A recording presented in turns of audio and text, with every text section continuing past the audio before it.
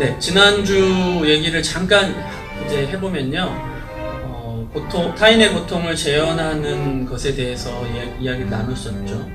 근데 사진을 위주로 했었는데 아주 짧게만 요약을 하면 고통이 뭐냐, 타인의 고통이 뭐냐, 여러 가지 고통이 있을 텐데 개인의 고통도 있고 그 다음에 뭐 집합적인 고통도 있고 사회적인 고통도 있고 뭐 육체적인 고통도 있고 여러 가지 고통의 층위가 다양한데 우리가 고통하면 떠오르는 이미지들을 어떤 육체적인 고통 하나로 아주 단선적이고 직접적으로 생각하는 경향이 있다는 거죠. 근데 사진 역사에서도 그런 경험이 있었어요. 그래서 전쟁 사진의 역사 속에서 재현되었던 전쟁에서 이렇게 심하게 이렇게 부상을 입은 사람의 모습을 아주 극심하게 극사실적으로 이렇게 묘사했던 사진들을 보여주면서 그런 고통을 아주 사실적으로 보여주면 그걸 보는 사람들이 이건 끔찍하다, 우리 전쟁을 멈춰야 된다 이렇게 할 줄 알았는데 공감이라는 측면 혹은 도덕적인 어떤 우리가 행동을 같이 참여하게 한다는 측면에서 봤을 땐 징그럽다 하고 나서 뭔가 충격을 받긴 했지만 그것이 어떤 도덕적인 행동으로까지는 이어지지 않는다 라는 얘기를 했었고 그래서 공감이라는 측면에서 접근하는 방법은 다른 접근들이 있을 텐데 그 예중에 사회적 다큐멘터리 사진을 봤었고요.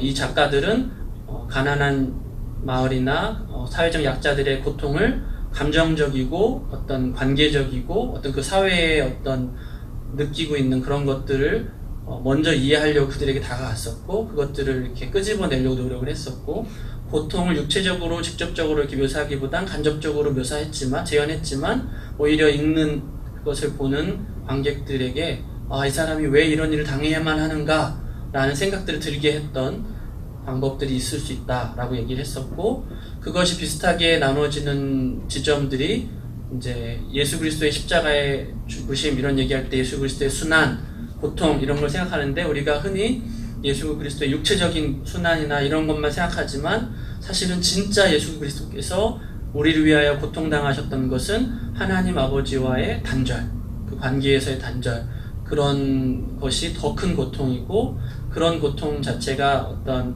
고통을 이해하는 우리의 스펙트럼을 넓혀주는 그래서 적어도 그리스도인이라면 그리고 기독 작가라면 이 사회나 어떤 타인의 고통을 대할 때 단지 그 사람의 고통을 어떤 피상적으로나 이미지적으로 대하는 것이 아니라 그 사람과 함께하고 그 사람의 고통을 이해하고 함께 울어주고 좀 이렇게 깊게 다가갈 필요도 있지 않겠나 뭐 이런 얘기를 했습니다.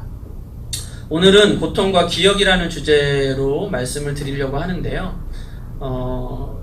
오늘 전반부의 내용은 사진과 세월을 중심으로 사진으로 읽는 세월호라는 지난 제가 다른 곳에서 했던 강의 내용이고 그 후에는 이번 강의를 위해서 좀 찾았던 이미지가 있고 그 다음 맨 마지막에는 그러면 기독교적인 적용점이 뭐가 있을까 하는 부분들을 이제 세 부분으로 나눠지는데 그 사이에 기억이 가지고 있는 어떤 사회 문화적인 힘이 있는데 그 이야기는 제가 논문에서 넣었던 얘기거든요. 그래서 그 얘기도 살짝 넣었어요. 그래서 지금 슬라이드가 굉장히 많고 오늘 굉장히 긴 장황한 강의가 될 예정이에요. 근데 제가 이렇게 안 해도 되고 한 가지만 해도 되는데 한 3가지 강의를 지금 오늘 한 번에 다 넣었거든요. 그러면서 이러면 안 될 것 같은데 하다가도 이런 시간이 또 언제 있을까.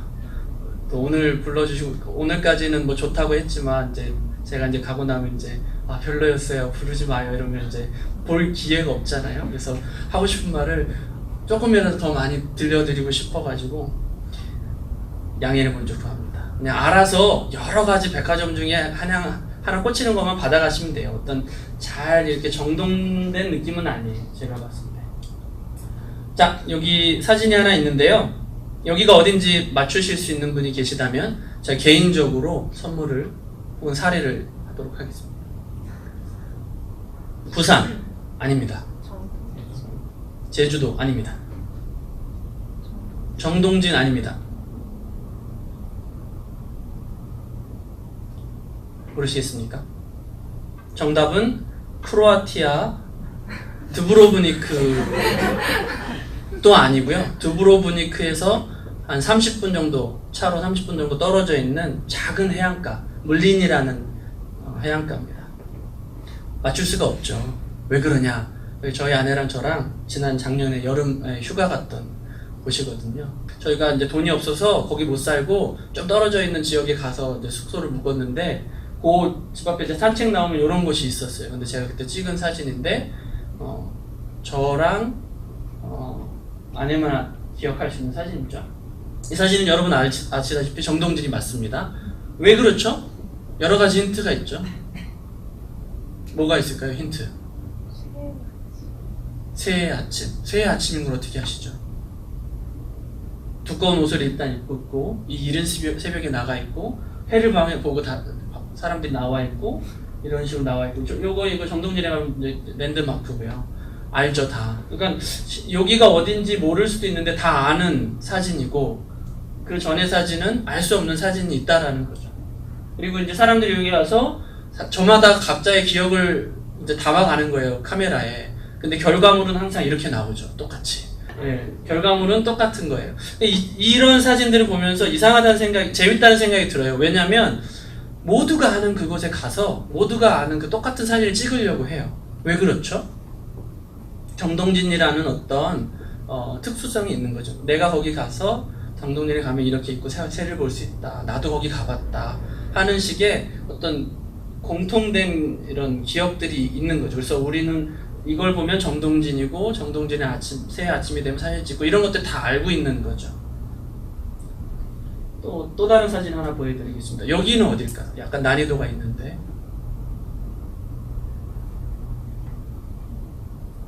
네. 제주도 아닙니다. 이거 난이도가 없네요. 이미 가보셨어요. 주문진이죠. 주문진. 도깨비라고 기억하시는 건 잘못된 기억인데, 주문진 해안가 왼쪽에서 두 번째 방사제입니다. 근데 여러분들은 이걸로 더 많이 기억을 하고 계시는 거죠. 유명한 관광 명소가 됐습니다. 옛날에 누가 주문진에서 왼쪽에서 두 번째 방사제가 유명하다고 찾아갔겠어요? 근데 갑자기 이게 유명해지고 사람들이 여기 찾아가게 되고, 이곳에 대한 기억을 여러분이 갖고 계신 거죠. 뭘까요? 그런 것들에 대해서 이야기를 하는 겁니다. 그래서 요즘에는 뚱뚱하고 뭐 쓸쓸한 신도 돼보고, 그다음 쓸쓸하고 외로운 싱글 남자 둘이 돼보기도 할 수 있는 그런 곳이 되는 거죠. 오늘 제가 이제 얘기하려고 하는 것은 기억에 대해서 얘기를 하거든요. 기억에는 종류가 여러 가지가 있는데, 일단 5가지만 얘기를 하려고 해요. 개인 기억이 있다. 그리고 집단 기억 혹은 집합 기억이 있고, 그다음에 문화 기억, 대중 기억, 기억의 터, 이런 개념들이 있어요. 개인 기억은 여러분들은 모르지만 저는 아는, 저만의, 저 개인의 기억입니다. 그래서 제가 아는 기억 안에 누구도 들어올 수 없는 거죠. 그래서 여러분과 나를 구분할 수 있는 기억이에요. 그래서 개인 기억이라는 것이죠. 그 다음에 두 번째 집합 기억은 저나 여러분 중에 크로아티아나 두브로니크를 가본 사람은 거기를 알고 못 가본 사람은 모르는 그런 이제 어떤 그걸 아는 것으로 인해서 그 그룹이 형성되는 기억인 것이죠. 정동진도 마찬가지고요. 그 다음에 세 번째 기억은 문화적 기억인데, 문화적 기억이라는 건 뭐냐면 원래는 기억이 이런 기억이었는데 어떤 문화적인 기억의 재현이나 형성을 과정을 통해서 다르게 기억이 될 수 있다라는 개념이에요. 그러니까 기억이라는 게 변화하더라. 문화적인 어떤 매체를 통해서 그런 개념을 설명할 때 하는 게 문화적 기억입니다. 알레이다 아스만이 얘기했었어요. 이집트에 있었던 문헌들이 어떻게 다른 세계로 전달되는가, 그런 과정들을 통해서 연구를 했고, 문화 기억의 근대의 어떤 기억 연구에 굉장히 지대한 영향을 끼친 분들이죠. 그 다음에 대중 기억은 여러분들 이제 많이 들어보셨던 미셸 푸코가 얘기했었죠. 이렇게 우리가 생각할 때 어떤 기억이 있는데 그 기억에 대한 대중적인 기억이 있는 거죠. 그러니까 쉽게 말하면 스테레오타입이 있다는 거예요. 그래서 그 사람들이 생각하는 스테레오타입이 기억이 있는데 그 대중 기억이 있고, 그 얘기를 하는 이유는 이 대중기억에 저항하는 또 다른 기억이 필요하다. 그래서 이건 저항기억이에요. 그런 식의 이야기를 하면서 이 사회가 대중기억과 저항기억 간의 어떤 갈등 혹은 이렇게 구조에 있다, 이렇게 대치점에 있다 이렇게 말하는 것이 있고요. 그 다음에 기억의 터라는 거는 피에르 노라가 얘기했는데 기억을 이렇게 특별히 담고 있거나 간직하고 있는 곳이 있다는 거예요. 그곳에 가면 혹은 그 특정 사물을 보면 혹은 특정한 행위를 보면 어떤 기억이 떠오르게 하는. 그래서 특별히 전쟁이나 어떤 어려움, 과거의 고통스러운 기억들을 갖고 있는 지역이 있죠. 그 지역에 가면 그런 기억이 떠올라요. 개인으로도 마찬가지죠. 어떤 부모님이랑 가족이랑 특별했던 곳에 가면 내 기억이 떠오르게 마련. 그걸 기억의 터라고 얘기하죠. 그래서 이 기억 연구는 최근에 사진뿐만 아니라 예술이나 여러 가지 대중매체나 이런 것과 연관이 돼서 어떻게 사회가 움직이고 변하고 하는가.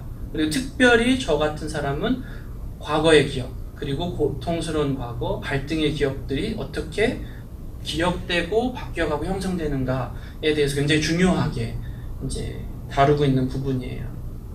기억이라는 게 어디서 중요하냐면 정체성과 집단을 형성하기 때문에 굉장히 중요해요.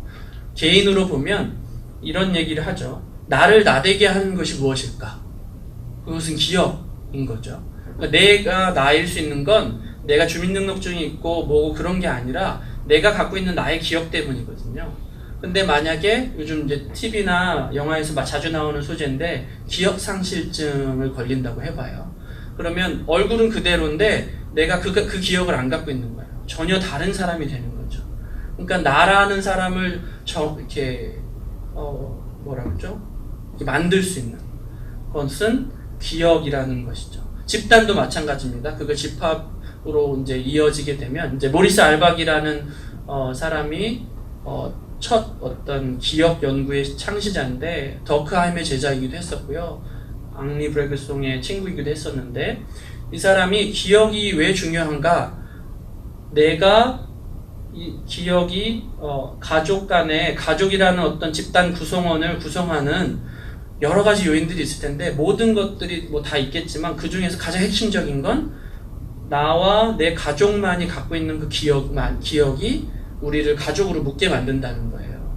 그러니까 그것을 공유하지 않는 사람은 가족이 아닌 거잖아요. 그래서 아빠 거기 가봤어. 그때 그 기억나? 했더니 드라마에서 그 주인공의 아빠의 딸인 척 했는데 알고 봤더니 그 기억이 안 나고 뭐 다른 얘기하고 막 이런 얘기 하는데 그것이 갖고 있는 게 뭐냐면 기억이죠. 그러니까 이것이 확장될 수 있는 건 어떤 사회, 집단, 국가 그 기억을 갖고 있는 것이 그 그룹을 형성하는 정체성의 가장 결정적인 요인이 되는 거죠. 뒤에 또 말할 시간이 있겠지만 그렇기 때문에 이 기억 연구가 왜 중요하냐면 왜 비판받아 왔냐면 그러니까 비판적으로 접근되어 왔냐면 국가라는 혹은 민족이라는 기억은 어떻게 만들어지죠? 국가가 전체가 다 공유하지 않잖아요. 그러니까 어떤 역사나 이야기를 통해서 기억을 공유하게 하거든요. 그래서 내가 한국의 한국인으로서 기억해야 할 것들이 있는 거죠. 이걸 알면 한국인이고 이걸 모르면 한국인이 아니에요. 그거를 다른 말로 하면 한국인만이 아는 정서다, 문화다 이렇게 얘기하지만 아주 이렇게 근본적인 단계에 내려가면 그건 기억이에요. 근데 그 기억이라는 게 뒤에 나올지 모르겠어요. 기억이라는 게 내가 기억하는 게 사실 아니거든요. 간접적으로 내가 기억되지는 거지. 조금 이따가 말할 거예요. 내가 가보지도 않고 경험하지도 않은데 우리는 알고 있는 기억하고 있는 기억들이 있습니다. 그렇기 때문에 기억은 굉장히 만들어지고 조작적일 수 있고 왜곡될 수 있는 여지가 있어요. 그래서 우리가 갖고 있는 민족주의적 국가관 혹은 한국인이라는 이런 혹은 기독교인이다 뭐 여러 가지가 있는데 그런 것들이 과연 긍정적이냐? 그렇지만은 않다는 거죠. 그런 면들이 있다는 것을 이야기하고 넘어가겠습니다. 그래서 아까 맨 처음에 봤을 때 이거는 저의 개인 기억, 그리고 이거는 한국 사람이라면 대부분 아는 정동진에 대한 집합 기억일 수 있고요. 그 다음에 이거는 문화 기억인 거죠. 원래 주문진하면 뭐죠? 나이 드신 주문진하면 오징어죠. 요게 떠오르시면 이제 약간 세대가 이제 올드하신 거고, 주문진하면 도깨비가 떠오르시면 이제 새로운 건데. 그러니까 기억이 바뀔 수 있다는 거죠. 네. 또 다른 사진을 하나 보여드리겠습니다. 이 사진, 여기는 어딘가요?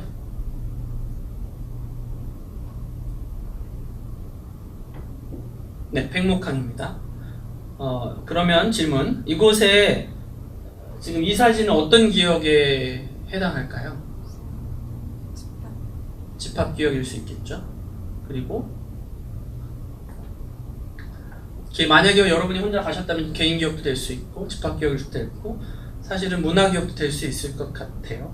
왜냐하면 그 전에는 팽목항에 대한 기억이 우리가 없었는데, 네, 조금 이따 얘기할게요. 너무 막 처음부터 많이 얘기하는 것 같으니까. 근데 이제 제가 요거를 보면서 혹시 팽목항을 가보셨나요? 저도 못 가봤는데, 가보신 분이 있는데 안 가보셨는데도 이게 팽목항인 걸 어떻게 아시죠? 여기를, 예, 요거 이런 몇 가지가 있죠. 이런 것들이 가지고 있는 것들이 있는데, 이게 요 사진만으로 유추되는 것이 있지만 뿐만 아니라 우리가 이 사진이나 장면을 TV나 신문에서 아마 많이 봤을 거예요. 가장 많이 보여주는 이미지 중에 하나거든요. 그러니까는 우리가 갖고 있는 기억 중에 우리가 직접 가보고 기억하는 게 아닌 기억이 제가 생각할 땐 더 많다. 근데 이 기억을 만들어내는 매개체가 뭐냐? 대중 미디어나 아니면 사진이나 이미지나 어떤 그런 거죠. 거기에 이제 어떻게 보면 예술도 들어갈 수 있는 것 같아요. 그래서 제가 이제 이 주제를 가지고 이제 막 사진을 찾았는데 팽목항이라는 단어로 찾았었어요. 그리고 팽목항 이전의 모습, 그러니까 아니죠. 세월호 참사 이전의 팽목항이라고 구글을 해봤어요. 그런데 찾을 수 없었어요. 그러니까는 제가 시간을 모자라서 못 찾은 것도 있겠지만 지금 이제 우리나라 포털 사이트를 통해서 제가 찾는 그 한 며칠 동안의 시간 동안에는 세월호 참사 이전의 팽목항에 대한 미디어 재현은 없었어요. 관심도 없었겠죠. 뭐 개인이 갈 수도 있었겠지만, 그러니까 순전히 세월호 참사 이후에 생겨진 기억의 모습인 거죠. 그래서 여러분 여기는 안 보여줬지만 원래 팽목항 혹은 세월호라고 구글을 하시면 이런 이미지, 노란 깃발, 잊지 않을게요, 진실, 뭐 여러 가지 키워드들로 쭉 이미지가 뜨는데, 제가 마음에 그런 생각이 들더라고요. 아니, 세월호 참사 이전의 팽목항의 모습은 우리는 기억할 수 없는 건가? 적어도 미디어 안에선, 세상에서는 이제 기억할 수 없게 된 거죠.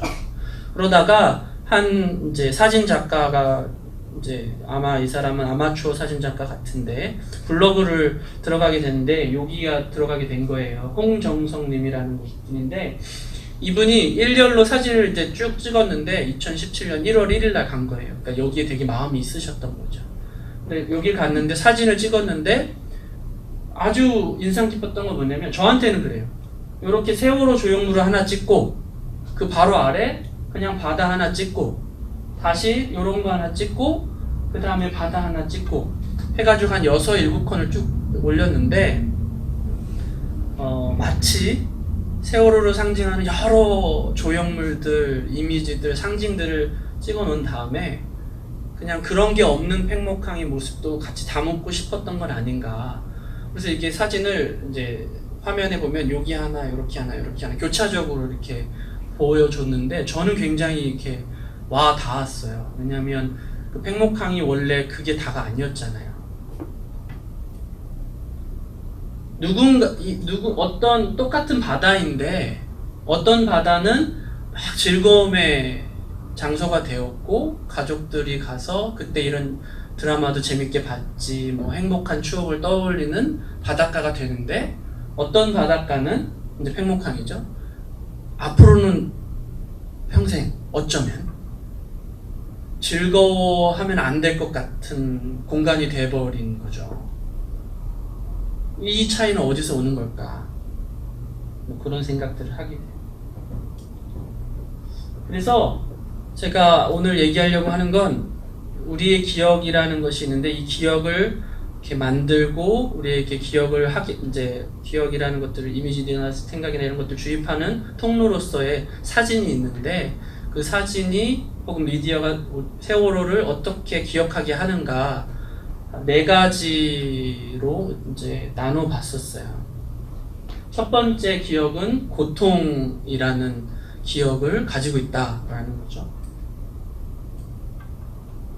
그 얘기하기 전에 이제 사진과 기억에 대한 얘기를 먼저 해야 되는데 기억이란 영어로 하면 memory인데 remembering 기억하는 행위와 혹은 내가 기억하는 것과 그다음에 망각하는 것, 내가 기억하지 못하는 것을 포함한 개념이에요. 그게 기억이죠. 그래서 내가 지금 기억하고 있는 것 외에도 기억이죠. 왜냐하면 내가 기억하지 못하는 기억이니까. 그런 개념이 있고요. 역사와 기억과 기념은 달라요. 역사는 과거에 대한 이미 내려진 평가예요. 그래서 그것은 어떤 하나의 역사적 평가 혹은 소수 몇 가지의 평가가 있는 거죠. 근데 기억은 과거에 대한 현재에 내가 어떻게 기억하고 있느냐인 거고 그것은 누가 어떤 식으로 기억하느냐에 따라 다양하고 가변적이에요. 달라질 수가 있어요. 그리고 기념은 co-memorization이라고 하죠. 특정한 과거를 선택해요. 왜냐하면 이게 되게 중요하고 의미 있는 거라서. 그래서 거기에다 의미를 부여하고 그것을 이렇게 기념하고 또 이렇게 뭐랄까요? 셀러브레이트 하고 뭐 그런 추모도 하고 하는 거죠. 그래서 그때의 기억을 기억하는 것뿐만 아니라 그것의 의미를 이렇게 재확인하고 의미를 더 이렇게 도드라지게 하는 과정을 말합니다. 그 다음에 사진과 기억의 관계도 생각해 볼 수 있는데 기억은 과거의 정보를 회상하는 작업이죠. 그러니까 상상하는 작업이죠. 그렇기 때문에 기억이라는 작업은 본질적으로 흐릿할 수밖에 없거든요. 롤랑 바르트가 어머니의 사진 있잖아요. 어머니가 돌아가시고 나서 너무 상심을 해가지고 다시는 내가 어머니의 모습을 또렷하게 볼 수 없다 라고 상심을 했는데 사진 찍어놨던 그 사진 이미지는 그대로 이렇게 간직을 하니까 내흠해진 기억을 이렇게 상쇄시켜주는 사진의 역할이 굉장히 놀랍다고 해서 찬사를 보낸 반면 또 다른 면을 뭔 얘기를 하냐면 이 또렷한 사진 이미지는 우리 어머니가 지금은 살아계시지 않다라는 것을 또렷하게 말해주는 것이기도 하다라는 얘기도 하죠. 그래서 기억은 흐릿하지만 사진은 또렷하게 보존하는 그런 차이들이 있다고 생각해 볼 수 있겠죠. 네, 그거 넘어가고 이제 첫 번째 기억 이거 지난주에 얘기했는데 말할 수 없는 고통이라는 키워드로 말씀을 드렸어요. 그러니까 고통은 말하거나 표현할 수 없는 건데 그것을 어떻게 우리가 기억해내고 재현하는 건가? 그러니까 그것은 우리가 그저 이렇게 듣고 함께하고 그냥 느끼려고 하는 부분이지 그 고통을 완벽하게 어떻게 재현할 수는 없는 영역이다 라는 취지의 이야기를 했었습니다. 요거는 지난주에 했으니까 넘어가고요. 그래서 그런 방식의 예를 들었었죠. 세월호도 그런 어떤 상대방의 고통, 그 타자의 고통에 대해서 이렇게 사진으로 표현하고 있는데요. 원래는 다 이렇게 얘기를 하려고 했는데 오늘은 시간이 없으니까 쭉 사진만 보여드리고 넘어가겠습니다. 그런 사진들이 어떤 그 고통들을 담고 있죠. 두 번째 기억의 이제 영역이 있다면 진실과의 관계에서의 기억이 있을 것 같아요. 진실에 관해서 얘기를 해야 되는데 지난주에 기록으로서의 사진, 진실과 증언, 사실성 이런 얘기를 했는데 원래는 이제 기록 사진이라고 말하면 다큐멘터리라는 거기 때문에 사진이 기록의 어떤 제일 중요한 역할이긴 해요. 그런데 지난주에 말했듯이 사진 자체가 사실은 아니라는 거죠.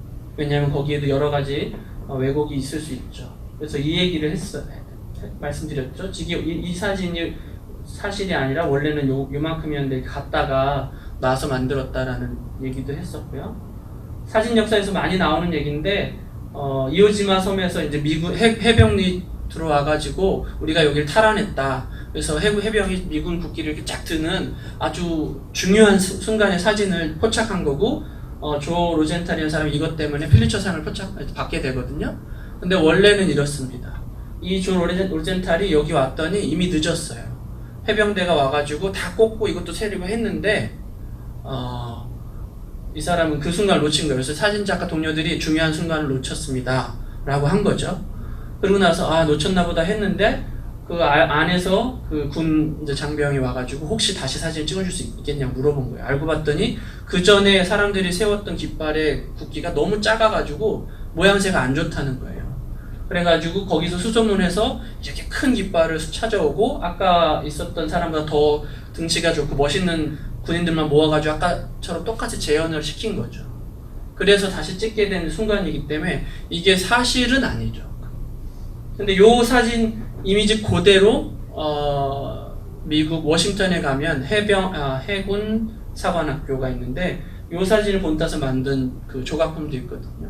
그러니까는 사실이라면 시간도 정확해야 되는데 그렇지 않고 재현하고 뭐 이런 것들이 있죠.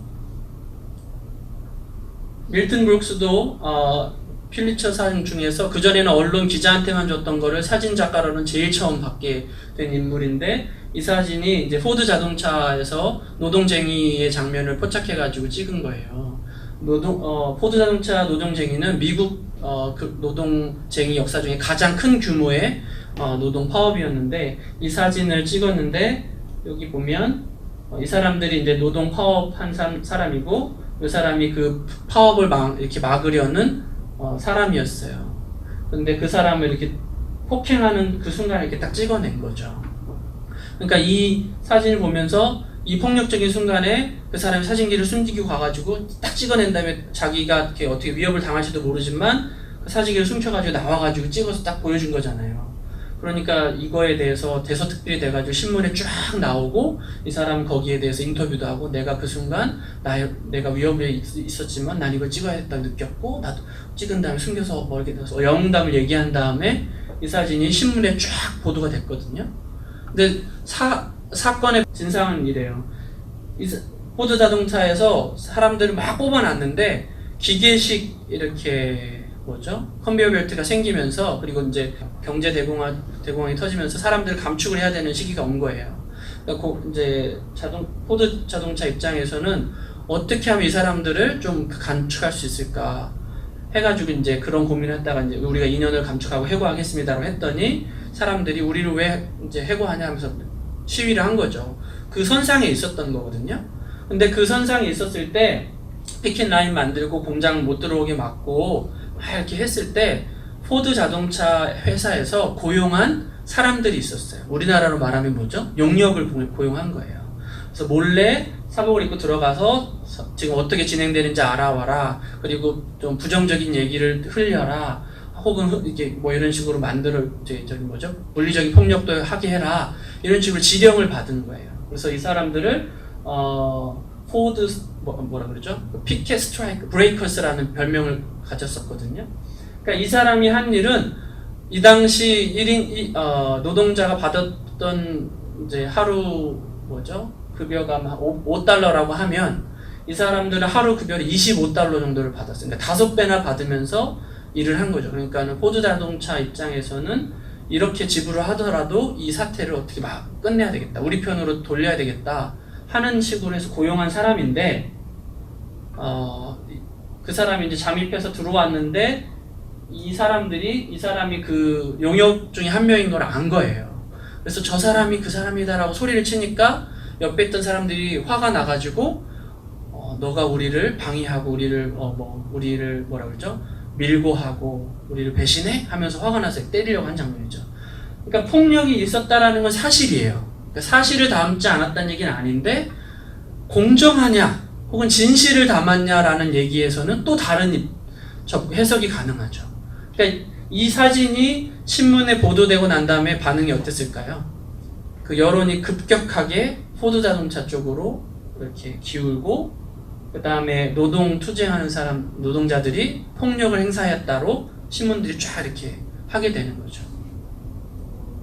그래서 저희 미디어 쪽에서는 진실성, 사실, 진실 이런 얘기와 사진에서 뉴스거리가 되냐, 도대체 어떤 스펙터 이미지를 보여주고 있느냐, 그다음에 그게 정말 객관적이냐 아니냐, 그다음에 그게 팩트에 기반하냐 아니냐 라는 건 다 다른 문제인데, 그 중에서도 그게 공정하냐라는 건 또 다른 영역이에요. 그래서 진실은 관점이 필요해요.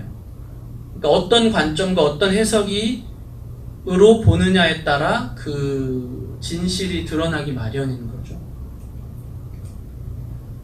여기 두 가지 사진이 있습니다. 둘 다 광주 항쟁 때 찍힌 사진인데요. 둘 다 사실이에요. 근데 하나는 뉴욕타임즈에 실렸는데요. 전두환을 찢어 죽이라 하고 총 들고 있고 막 강목 들고 있고 그다음에 군용 트럭을 탈취한 거예요. 근데 그 전까지는 광주 항쟁의 사진들이나 이런 것들이 언론 기자를 막았기 때문에 밖에 보도가 안 됐었거든요. 근데 이 사진이 26일 그쯤부터 이제 외신을 통해서 나오게 됐는데, 하필 찍힌 사진이 이 사진이에요. 그러니까 외국에서 초반기에는 어땠냐, 그 내용을 모르니까 광주에서 지금 이런 폭동이, 시민군이 조직해서 폭동이 일어나고 있다, 내란이 일어나고 있다, 이렇게 그대로 보도가 됐었던 거예요.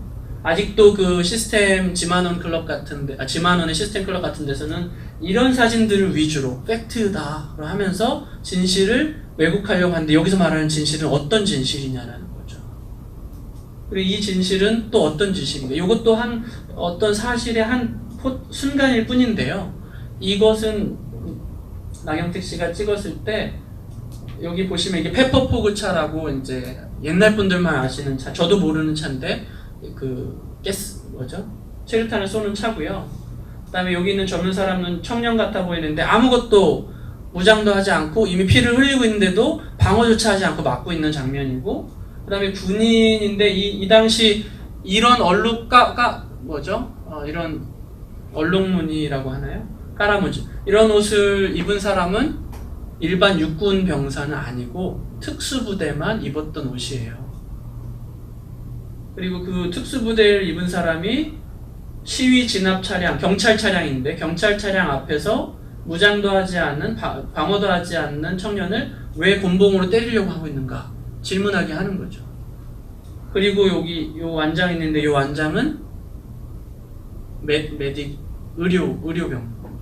그러니까는 의료병은 원래 치료해야 되는 사람인데 이렇게 때리고 있는 요 순간에 사진이 말하고자 하는 진실과 이것이 갖고 있는 진실은 다른 거죠. 그러니까 어떤 과거의 기억이나 어떤 그런 것들을 재현하는 데 있어서 다 사실이다, 진실이다 하지만 거기에는 여러 가지 해석과 관점들이 이미 개입이 된 거죠.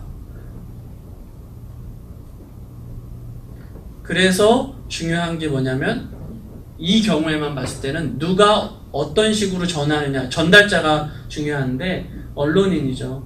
그래서 세월호 사건 때는 기자나 언론들이 사실이나 그런 거에 근거하지 않고, 기자 정신에도 근거하지 않고, 정부가 어떻게 지침을 내렸는지, 어떻게 보도하세요, 전원 구출됐습니다, 이런 식으로 구조를 했기 때문에 진실이 가려지죠. 그래서 그런 영역에 있어서 어떤 사건을 보고 해석하고 이걸 어떻게 전달해야 되는 그 전달 가운데 역할이 누가 있냐면 목격자. 여기서 말한 거는 저는 이제 기자라고 했는데, 만약에 예술계를 오면 여러분이 보고 느끼고 하는 것들을 어떻게 전달할 거냐는 예술가가 그것을 전달하는 증인이 되는 거죠. 그래서 위트니스라는 개념에는 두 가지가 있는데, 하나는 아이 위트니스가 있고 다른 하나는 베어링 위트니스가 있는데요.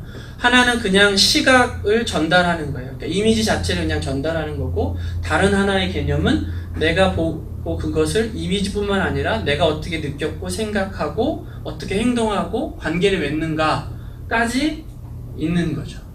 그래서 만약에 지나가는 차가 뺑소니를 봤어요. 근데 나는 뺑소니를 봤습니다 하고 끝나버리면 그것은 아무것도 아닌데, 내가 그 뺑소니를 받고 거기에 가서 그 사람, 다친 사람을 위해서 911을 불렀고 경찰서에서 조서를 꾸미고 증언을 하고 행동까지 하면 목격자 역할을 하게 되는 거죠. 그래서 이제 사진의 역할을 할 때는 그냥 이미지만 만드는 게 아니라 같이 행동할 수 있어야 된다라는 얘기를 하거든요. 그래서 세월호 사건에서도 내가 어떤 진실을 밝히기 위해서 어떤 목격자 역할이나 그 증인 진실을 찾으려고 노력했던 사람들이 있었어요. 이분들은 원래는 엄마여야 하는데 투사로 이제 이 미디어에는 기록이 되고 있는데 그렇게 되게 만든 것들이 있는 거죠. 언론인의 역할도 생각하게 되고 변호사도 생각하게 됐고 많은 사람들이 진실을 요구한다, 찾는다 그런 것이 있었으니까 진실을 찾게 됐고 그래가 여러분 다 알다시피 4년이나 시간이 걸리고 나서야 겨우 올라오게 되고 이렇게 진실이 이제 수면 밑에서 수면 위로 드러나게 됐었잖아요. 세 번째로 제가 말하고자 하는 이제 진실은 현재라는 개념으로 이제 기억은 현재라는 기억인데 현재라는 기억은 그 기억이라는 건 원래 과거의 기억인데 왜 현재의 기억일까? 어떤 기억은요 잊을래야 잊을 수 없는 기억들이 있어요. 그래서 잊지 않겠습니다. 뭐 잊지 말아주세요. 뭐 이런 얘기를 우리 세월호 때 많이 했는데 그거는 그 피해 당사자에게 하는 얘기가 아니라 그거 당사자 바깥의 사람들, 그러니까 유가족들 바깥의 사람들이 우리가 잊지 않겠다라고 하는 거고 유가족들 스스로에게는 잊지 말아 주십시오라는 말 자체가 성립이 안 되죠. 왜죠? 그 사건 자체는 잊을 수 없는 기억이에요. 그 잊을 수 없는데 자꾸 생각이 나고 그 다음에 그 과거로부터 현재까지 계속 그 과거 때문에 내 삶에 영향을 미치고 지속적으로 내가 고통을 받는다. 그거를 뭐라고 그러죠? 트라우마라고 합니다. 그러니까 트라우마를 정의할 때 주디스 헐먼이라는 사람이 트라우마라는 책에서 뭐라고 하냐면 가장 특징이 뭐냐? 과거의 기억에서 끝난 것이 아니라 현재까지 이어져 있고 평소 일상의 생활에서 그 기억이 계속해서 나를 이렇게 영향을 주고 그것 때문에 내가 현재를 살아가지 못하고 과거에 살게끔 만드는 것. 그것이 트라우마의 가장 큰 특징인 거예요. 그렇기 때문에 어떤 경우에는 잊지 말아야 된다. 역사를 잊은 민족에게는 미래가 없다. 뭐 이런 잊지 말아야 한다는 당위는 그렇게 중요하지 않을 수도 있어요. 그건 너무 당연한 말이고 어떤 사람에게는 그거는 잊고 싶은 기억이에요. 그러면 중요한 건 어떻게 기억해야 하는가가 더 중요한 것이 되는 거죠. 그런 이야기를 하는 가장 대표적인 사례가 아마 그 엘리 위제, 보스턴 대학교 석좌 교수였고 아우슈비츠 그 캠프에서 살아남았던 생존자이고 더 나이트이라는 자전적 소설을 써서 홀로코스트의 어떤 끔찍했던 생존 어떤 증언들을 문학적으로 표현해낸 책이죠. 엘리 위젤이 쓴 이 책들이 굉장한 반향을 일으켰고 홀로코스트와 그것이 갖고 있는 인간의 어떤 악의 문제부터 해서 폭력과 그런 것들이 이제 드러나게 됐는데 이 엘리 위젤이 생전에 항상 했던 말이 뭐냐면 언제나 기억하라, 끊임없이 기억해라. 이것을 잊으면 우리 인류 역사에는 희망이 없다. 그러니까 홀로코스트라는 끔찍했던 기억을 우리는 절대 잊어서는 안 된다 라는 이야기를 해요.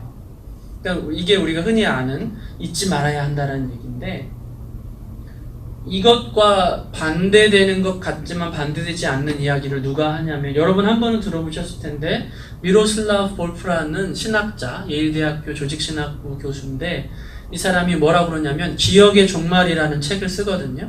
근데 기억의 종말이라는 책을 쓰면서 뭐라고 그러냐면 결국은 우리는 잊기 위해서 기억해야 된다 라는 얘기를 해요. 그러니까 언제나 기억해라, 끊임없이 기억해라 라고 하는 말과 우리는 잊기 위해서 기억해야 된다는 말을 해요. 그러니까 기억과 망각 사이에 어떤 관계가 있는 것이죠. 그래서 잊기 위한 기억은 볼프가 뭐라고 말하냐면 진실하고 정의로운 기억을 해야만 우리가 그 기억으로부터 잊을 수 있다. 그 다음에 타자를 해치지 않으면서도 피해자를 치유할 수 있는 방향으로 기억을 해야 우리가 거기로부터 자유로울 수 있다. 그리고 기억이 화해를 추구하는 기억이어야 한다. 이렇게 그렇게 두껍지 않은 책인데 좀 어렵지만 읽어보시기를 권유합니다. 그런 얘기를 합니다. 그래서 이 두 가지 얘기를 하는데 어떤 차이가 있냐면 어떤 너무나 극심한 과거의 고통부터 살고 있는, 예를 들면 세월호 같은 고통을 살고 있는 사람들이 그 삶의 의미를 세월호 없이 생각할 수 있는가? 그건 불가능한 거거든요. 그러니까 어떤 사람이 만약에 세월호 유가족에게 가서 너무 힘든고 너무 안타까운 일인 거 안다. 근데 언제까지 그렇게만 살 거냐? 이제 그만 잊고 이제 그만 좀 나아주고 현실도 살아야 되지 라는 이야기를 할 수 있잖아요. 그쵸? 그거는 이제 그 사람을 위해서 하는 말이에요. 근데 세월호를 참사 때문에 자신의 자녀를 잃어버린 부모가 세월호라는 사건을 자기 기억 속에서 잊는다? 그건 자기 자녀와 어떤 존재를 다 이렇게 뭐라 그래요? 무시하고 부정하는 일이 돼버리는 거거든요. 그러니까 그건 잊어서는 안 되는 일이에요.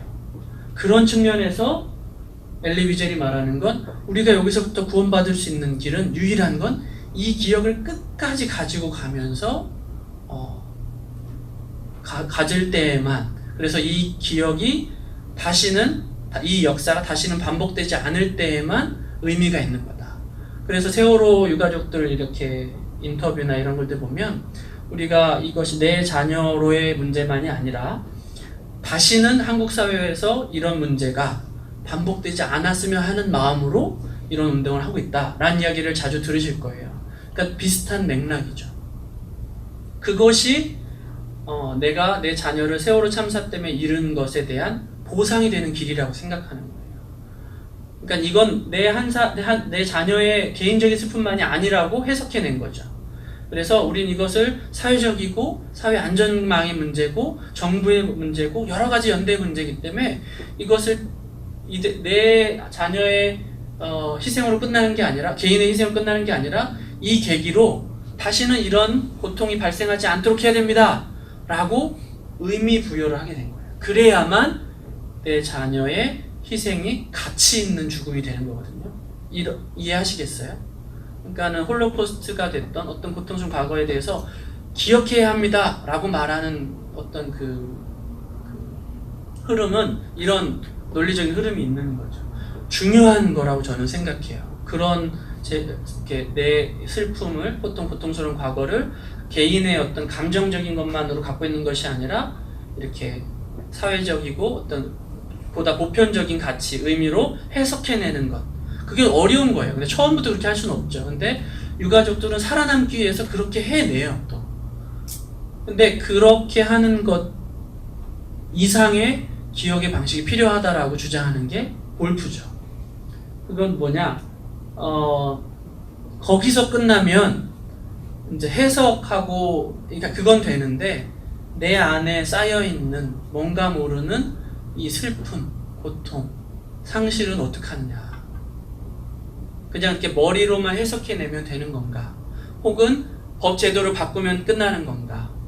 혹은 공원 만들면 끝나는 건가? 로 나오는 거거든요.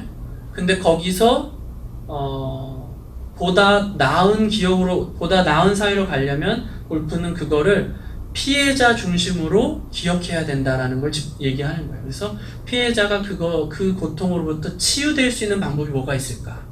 그러니까 내가 이 고통에서 내 잘못이 아니고 누구 잘못인데 그 잘못을 그 사람이 사죄하고 당신 때문이지만 분노도 했다가 내가 당신을 용서하겠습니다. 그리고 다시는 이런 일 안 했으면 좋겠고 이렇게 저렇게 했으면 알겠습니다. 까지 와야만 완전한 자유가 된다라는 거거든요. 그러니까 그렇게 되려면 개인적인 치유와 그 문제에 대한 인정, 그러니까 진실의 인정이 꼭 필요하고, 그 다음에 그것을 혼자 하는 게 아니라 피해자들끼리 연대도 해야 되고, 그 다음에 피해자가 더 이상 피해를 받지 않도록 해야 된다라는 여러 가지 지침들을 말하면서 그 기억이 과거에서 해석에서 끝나는 게 아니라 용서와 치유와 자유와 화해까지 갈 수 있도록 도와주는 것이 이 제대로 이렇게 더 나은 기억을 할 수 있는 길이다라는 얘기를 하는 거죠. 그런데 이제 현실은 그렇지 않아요. 특별히 이제 박정훈 변호사님 거기 유가족 그 대책위에서 일하셨는데 세월호 유족들은 자식을 잃은 아픔을 의식적으로 잊고 싶어요. 왜냐하면 너무 힘들고 아프니까. 그래서 망각을 축복이라 여기까지 합니다. 하지만 그 고통은 다시 떠오르기 마련이므로 궁극이 해결이 될 수가 없습니다. 라는 얘기를 했어요.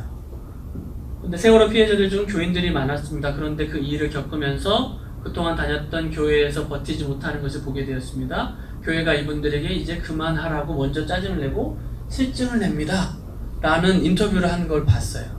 그러니까 아까 말했던 이 사람의 깊은 어떤 슬픔과 고통을 안고 용서하고 치유할 수 있도록 가도록 하는 것도 아니고 이제 그만해라, 잊어버려라 라는, 이런 말이 맞을지 모르겠지만 너무 쉬운 망각, 쉬운 용서를 이렇게 부과시키는 거예요. 의무를 막 이제 잊어야 돼 이렇게. 그런데 진짜 기억은 그게 아니라 정말 그것을 바라보고 직면하고 거기에 사실관계 따지고 거기서 용서할 수 있는. 근데 용서를 하려면 사실은 나 혼자 용서는 못해요. 그러니까 누가 먼저 사과를 해야 용서를 하죠. 그러니까 정의로운 어떤 것들이 먼저 수반이 돼야 되는 거죠. 근데 그러지 못하고 있다는 거예요. 세월호에서 보여줬던 교회의 모습들은. 그래서 볼프가 그 얘기를 가지고 뭐라고 그랬냐면 교회가 기능장애, 그러니까 교회의 어떤 본질적인 것이 원래 고통을 품고 아파하고 도와주고 이래야 되는 것인데 세월호 사건이나 이런 것들 보면 그 기능성을 아예 작동이 되고 있지 않다라는 얘기를 했었어요. 그래서 여러분들이 세월호에 혹시 관심이 있었다면 1주기 때의 키워드와 2주기 때의 키워드와 3주기 때마다 이게 달라졌던 것들을 기억하실 거예요. 처음에는 분노하고 그 다음에 진실을 얘기하고 그 다음에 사회 안전망을 얘기하다가 작년쯤 됐을 때는 트라우마 얘기가 처음씩 나오기 시작했습니다. 그러니까 그때쯤 되니까 유가족들의 트라우마를 어떻게 받아들일 건가. 그래서 이거는 그 당시에 나왔던 한 다큐멘터리 3개짜리인가 4개짜리 영상을 모아놓은 영화인데요. 4가지 영상을 이렇게 컴필레이션으로 만들었는데 단원고 학생이 대학생이 된 삶, 그 이후의 삶의 모습이라든가 아니면 그 친구의 삶이나 아니면 뭐 가족 이런 식으로 좀 더 다양한 사람들이 세월호 이후에 어떤 식의 영향을 받고 있고 잊으려고 노력하고 있고 어떤 트라우마를 겪고 있고 그런 것들을 보여주고 있는 영화입니다. 그러니까 그 사회가 이렇게 지금 세월호라는 사건, 과거를, 이거는 근데 사실 말씀드리기 너무 얼마 안 된 사건이라 말하기도 사실 어려운 주제긴 해요. 그런데 한국 사회에서 세월호만큼 막 집중하고 예술계며 영화계며 뭐 학술계며 이렇게 막 집중한 게 없어가지고 얘기를 안 할 수가 없으니까 하는 거지. 사실은 홀로코스트 같은 경우에는 제가 잘 기억이 안 나요. 저도 최현 선생님한테 들었던 강의인데 영화로 제작을 하자. 안 된다. 어떻게 우리가 홀로코스트라는 끔찍한 과거를 감히 영화로 제작할 수 있냐. 이 찬반 논쟁이 있었고 첫 영화가 나왔을 때 이 이후로 영화는 망했다. 그 다음에 홀로코스트를 주제로 어떻게 시를 쓸 수 있단 말인가. 인문학은 죽었다. 뭐 이런 얘기들이 있었다고 해요. 그러니까 시간이 그만큼 지났어도 아직 조심스러운 있기 마련인데 우리는 너무 이렇게 빨리 이렇게 섣부르게 하는 건 아닌가. 조심스러운 건 있지만 우리가 이걸 가지고 계속 고민하게 되는 계기이긴 해요. 그래서 어떤 여러 가지 아픔들이 있겠지만 제가 요거를 준비하셨던 당시에는 미수습자 가족이 이제 마음이 가장 이렇게 많이 닿았었는데 왜냐면 이미 시신을 수습한 가족들, 유가족들은 빨리 끝내고 정부 그것도 끝내고 내 자신의 스토리들이 이제 언론에 나오고 뭐 욕먹고 이런 게 싫은 거예요. 그리고 그 중에는 이제 입장이 다양하잖아요. 그러니까 거기서 이분들 인터뷰한 이제 논문이 하나 있는데 거기 보면 가장 힘든 게 뭐냐?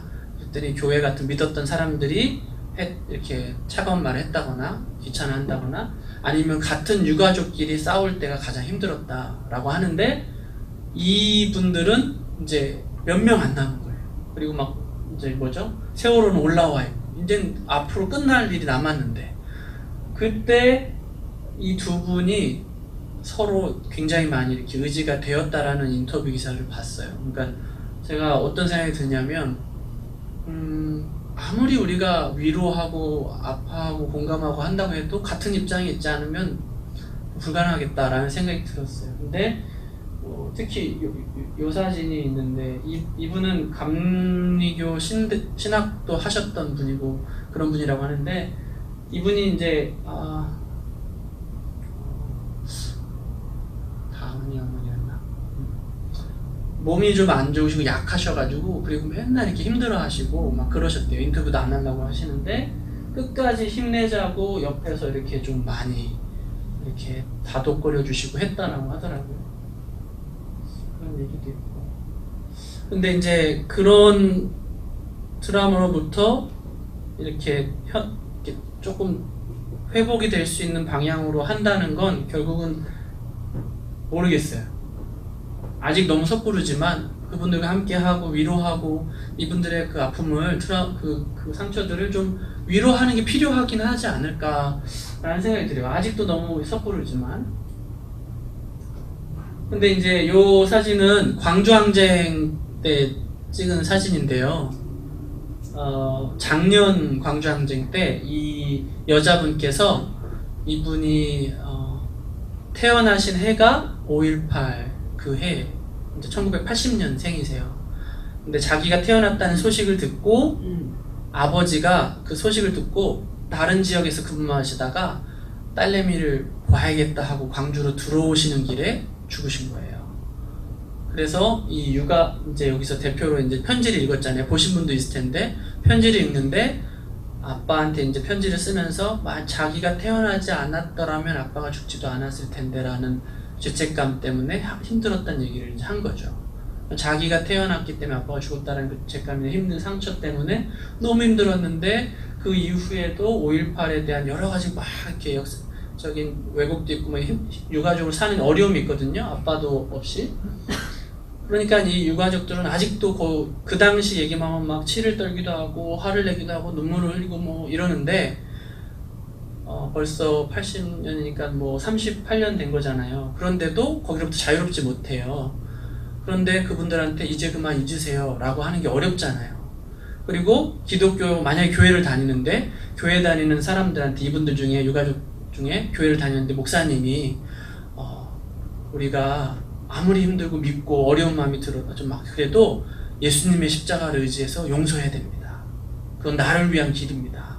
이렇게 만약에 말을 했다고 쳐보세요. 그게 맞는 말이지만 그러면 내 아버지를 돌아가게 했던 어떤 보이지도 않는 그 분노심을 상대를 용서하라는 거예요. 그러니까 그게 말이 안 되는 거잖아요. 그러니까 이걸 어떻게 용서하죠? 그러니까는 5.18 유가족들 중에 대부분은 아직도 용서라는 말은 꺼내지도 말라고 그래요. 그러면서 뭐라고 그러냐면 누가 그렇게 했는지 나와서 인정하고 우리한테 사죄해라. 이거는 다른 데도 똑같이 나옵니다.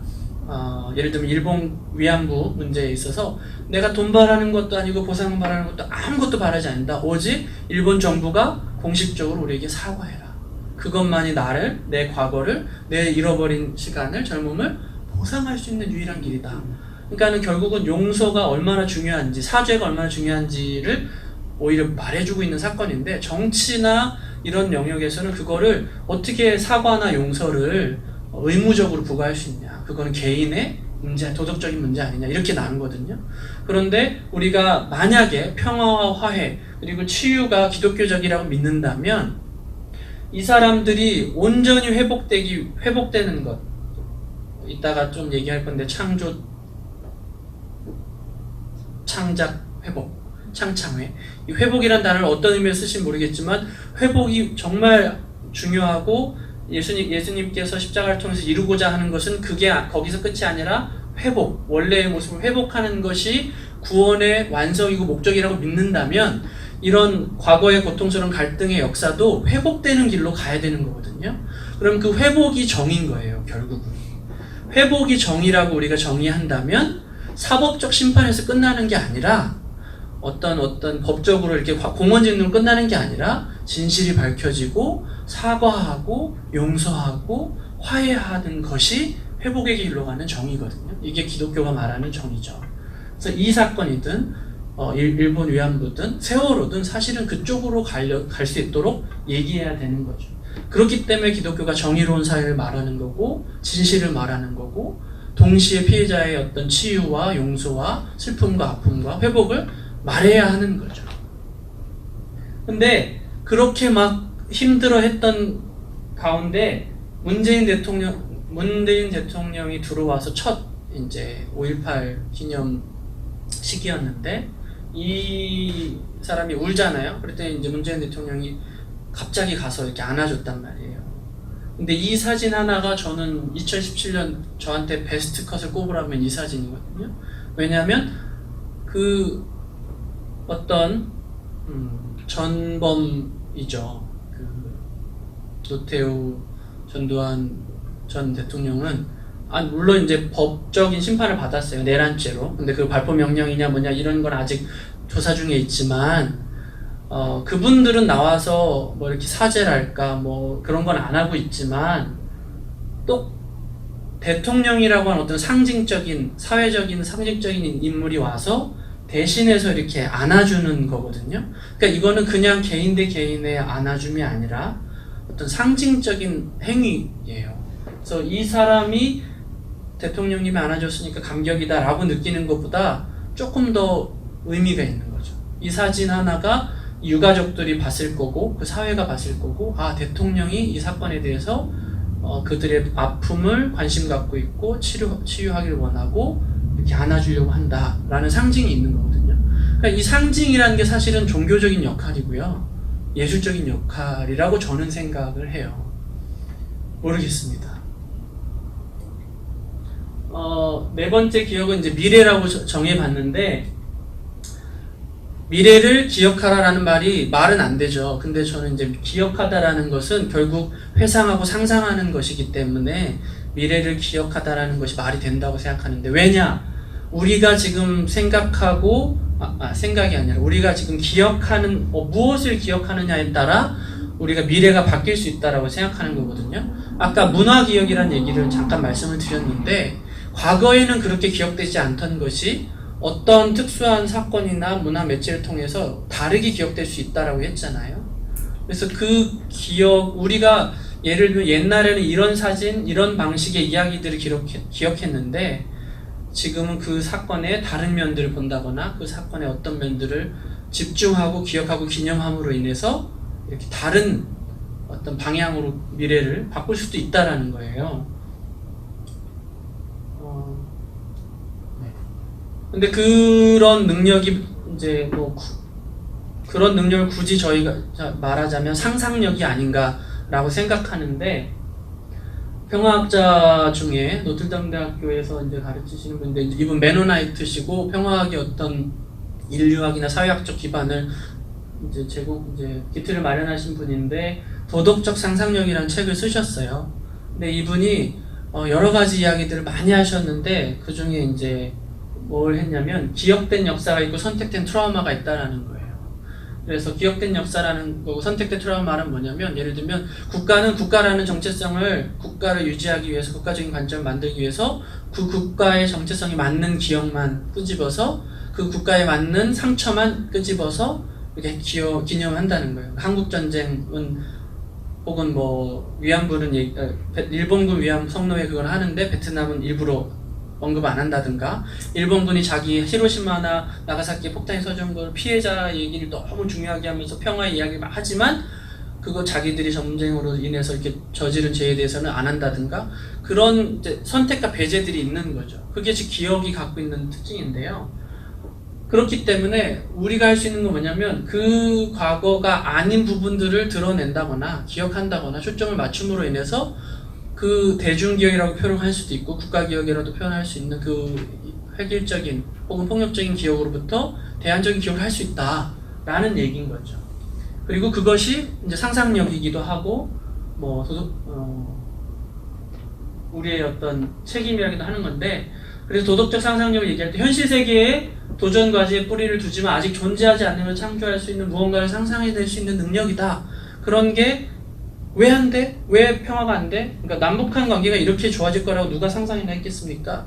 근데 상상보다 더 현실이 지금 앞서가는 속도가 있다거나, 아니면 뭐 사제와 가해자와 피해자의 관계랄까, 아니면 일본과 한국과의 관계랄까, 문화와 문화의 관계에서 이건 안 되지, 말도 안 되지 라고 하는 것이 왜 안 돼라는 어떤 그런 부분들을 상상해낼 수 있는 것이 필요하다는 거죠.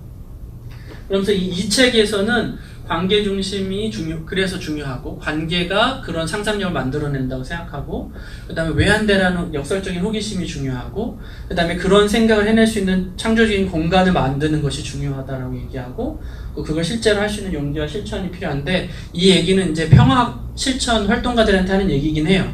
근데 이게 저는 예술가들이 그대로 적용될 수 있다고 보는 건데, 예를 들면 우리가 그런 관계를 맺으려고 하고 피해자 중심으로 생각하려고 하고, 그런 사람들이 어떻게 이분들의 어떤 다른 면들이나 이 사회에서 말하는 대중적으로 부과하는 기억에 다 저항적인 어떤 메시지나 그런 것들을 우리가 볼 수도 있고, 세 번째로 이제 창조적 공간은 다른 사람들은 어려워도 우리는 그런 거리를 두고 그런 생각을 할 수 있는 여건들이 있다고 보고요. 그다음에 이 얘기할 때 다른 이제 원래 저는 이제 교회나 신학자들 위주로 얘기를 하고 강의를 하니까, 교회라는 공간이 그런 공간이 될 수 있다라고 이제 주로 말을 하고요. 그다음에 교회에서 우리가 기도하고 예배드리고 할 때 평소 내가 생각하던 것들과 전혀 다른 생각들을 하는 경험들을 하시나요?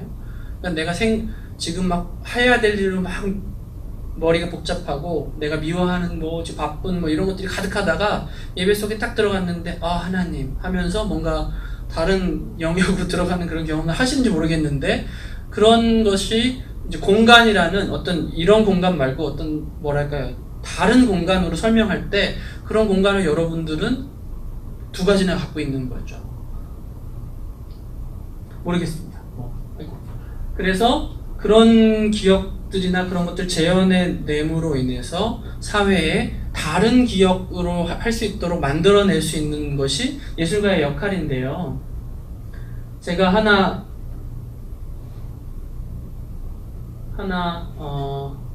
예를 들면, 이 사진은 5.18 광주 항쟁 이전에 16일 날 찍은 평화대행진 사진이에요. 광주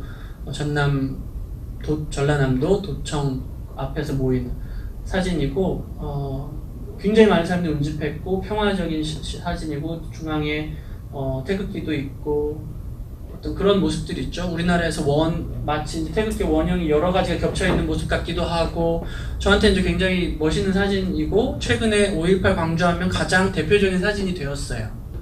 근데 재밌는 건 여러분이 5.18 하면 떠올리는 사진은, 이미지는 이게 아닐 수도 있겠다는 거예요. 이런 모습 아니세요 혹시? 제가 5.18을 연구하겠다고 하고 사진들을 막 조사하고 광주 5.18 단체 그 기념재단에 가서 거기 있는 연구원 한 분과 이제 대화를 했었어요. 그리고 막 자료도 찾고 사진들도 보면서 제가 사진 연구하고 이렇게 합니다 하면서 막 찾다가 맨 마지막에 그분한테 뭐라고 질문했냐면, 혹시 연구원님은 이 중에서 가장 좋아하는 사진, 가장 광주 5.18을 드러내는 사진 뭐라고 생각하세요? 라고 제가 질문을 했는데, 그분 대답이 생뚱맞게도 이 사진이라고 하는 거예요. 근데 저는 이 사진은 그전에는 관심도 없었고 본 적도 없어요. 왜냐하면 제 머릿속에는 광주 5.18을 이래야 했었거든요. 그러니까 저는 광주에 가본 적도 없고 그때 이제 태어나고 1살 뭐 2살 이랬으니까 제가 경험한 것도 아니고 제 기억도 아닌데 제 머릿속에는 광주에 대한 기억이 있죠. 그 기억은 이랬어요. 폭력이 있거나 눈물이 있거나 뭐 그게 광주예요. 그랬는데 그분이 이 사진이 5.18을 제일 잘 드러내는 사진입니다라고 했을 때 너무 어리둥절했어요. 그래서 왜 그렇습니까 했더니 뭐 우리의 가치를 제일 잘 드러내는 것 같아요 라고 대답하셨어요. 그때는 제가 그렇군요 하고 덮었거든요. 그리고 올라와서 논문을 쓰면서 한 2년 3년 이렇게 되고 나서 이 사진을 가지고 쓴 논문이 제 마지막 5번째 장, 마지막 전장인데, 이 내용이 무슨 내용이랑 연결이 되냐면, 광주 사람들이 처음에는 광주의 진실을 밝히기 위해서 우리는 피해자다, 그리고 우리는 폭행을 하지 않았다, 이런 데 막 집중했었어요. 그리고 정부가 계엄군을 보내서 우리를 얼마나 잔혹하게 했는지 모른다, 초기 시기에는 거기에 집중이 돼 있었어요. 그래서 그런 사진들을 주로 했었고 미디어도 그런 사진을 위주로 많이 보여줬었거든요. 그리고 그런 사례 중에 하나가 지난주에 말씀드렸던 광주 정평, 그 천주교 정평위원회에서 보여줬던 그런 사진들이에요. 그러니까 그때는 내가 기억하고 싶은 게 뭐냐, 이 사건에 얼마나 폭력적이고 문제고 시시비비가 어떻게 되고 이런 거였거든요. 그런데 시간이 지나면서 점점 과거에 대한 해석이 바뀌기 시작한 거예요. 어떻게 바뀌냐면 그게 단지 우리가 피해자만은 아니었다. 광주 5.18 항쟁에 대해서 좀 아시는 분들은 아시겠지만 그 당시에 서로 절대 공동체를 만들어서 남자들은 시민군 조직에서 방어를 했고 여자들은 밥을 지었고 학생들은 뭘 만들었고 의료인들은 병원에 가서 무료로 봉사를 했고, 그래서 그 자기들끼리 하나의 작은 국가, 작은 사회를 만들어서 되게 잘 이렇게 서로 연대하고 살았다는 거예요. 그게 광주 항쟁이자 민주적 모습, 민주항쟁, 그러니까 민주사회의 가장 이상적인 모습, 모두가 주체가 돼서 우리가 이렇게 자기 서로를 돌보는 어떤 절대 공동체의 이상향이다 라는 해석들이 막 일어나기 시작했어요. 그때부터 이 사진 말고 예를 들면 어머니가 이렇게 주먹밥을 만들거나 그런 모습들이 사진들이 보이기 시작하거든요. 그리고 학계나 그런 데서도 그런 사진들을 위주로 이렇게 보이기 시작했어요. 그리고 그 시간이 지나면서 광주는 학살도 아니고 항쟁도 아니고 항쟁도 아니고 민주화 운동이다라는 쪽으로 이제 해석을 해 나가는 거죠. 왜 그러냐? 그러면 다른 동아시아 지역이나 다른 사회에 폭력 있는 사회에 우리를 봐라. 우리가 이렇게 폭력에 있었지만 우리끼리 힘을 합쳐서 민주사회를 이뤄냈다. 광주는 민주화 운동의 어떤 이상향 모델로 이렇게 보여지는 거예요. 이런 역사적인 평가가 있거든요. 그래서 실제로 5.18 재단에서는 매년 이런 개발도상 국가나 이런 국가 혹은 이제 정치적 탄압이 있는 국가로부터 무료로 인턴을 받아서 이렇게 하고 민주화 모델을 가르치고 세계에 이렇게 전달하겠다고 하는, 오히려 이제 뒤바뀐 건 말이 아니죠. 조금 더 변화된 적극적인 역할들을 감당을 해요. 5.18 재단은. 이 말은 뭐냐면 5.18 과거의 어떤 부분을 포커스를 맞출 거냐에 따라서 기억이 재현이 되고 바뀔 수 있는데, 이 사진이 보여주고자 하는 건 뭐냐면 내가 5.18 하면 피해나 눈물이나 폭력이 아니라 우리는 민주화를 외쳤던 민주화 운동의 한가운데 있었던 사람이다. 자긍심과 어떤 그런 것들을 보여주는 거예요. 그래서 5.18 재단에 있었던 그 연구원이 이거를 가장 베스트 사진으로 꼽았던 거죠. 근데 여기까지는 제가 이제 사진이나 예술 매체나 이런 것들이 얼마나 우리의 기억을 이렇게 바꿀 수 있고 근데 활용될 수 있는가를 말하기 위한 거였는데요. 그러면 그렇게 역사적 평가나 의미 부여를 하는 것만으로 피해자들과 그 다음에 우리 사회가 5.18에 대한 어떤 과거의 고통으로부터 완전히 회복되었는가는 또 다른 질문인 것 같아요. 그래서 정치학이나 역사학이나 혹은 저희 신학이나 윤리학에서도 그러면 용서하고 사죄하고 그다음 화해로 가는 것은 어떻게 되는가?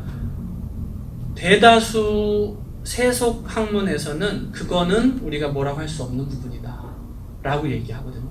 근데 기독교에서는 정의와 평화와 화해를 만약에 얘기한다면 용서와 사죄가 되게 중요한 거거든요. 그래서 최근에 회복적 정의라는 용어를 쓰기 시작해요. 그래서 이 회복적 정의라는 건 결국 그 폭력과 갈등의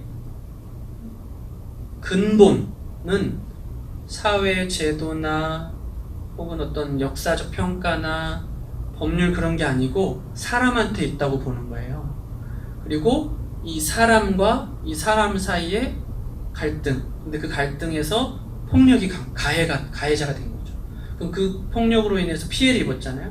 그럼 그 피해로 말미암은 어떤 상함이 어떻게 해야만 다시 이렇게 회복될 수 있는가? 이 회복을 정의라고 보는 거거든요. 그래서 회복적 정의나 화해나 이런 거를 강조하는 학자들 혹은 기독교 학자들, 윤리학자들은 결국은 사람이 제일 중요한 거고 사람과 사람의 관계가 중요한 거고 그 관계에서 왔던 그 피해를 어떻게 하면 되돌릴 수 있는가가 이 갈등과 폭력을 끊을 수 있는 길이다 라고 하거든요. 아주 그냥 복잡한 문제를 단순화시키면 그러면 거기서 제일 중요한 게 뭐죠? 사과하고 용서하는 거죠. 그게 치유로 가는 길이라는 거죠.